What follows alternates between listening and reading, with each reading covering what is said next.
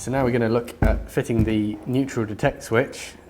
This can be fitted either in the control here or on the gearbox.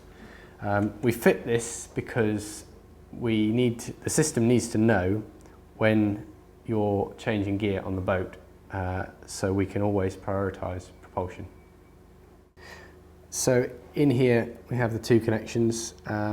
It is just a switch, so it doesn't matter which way they go.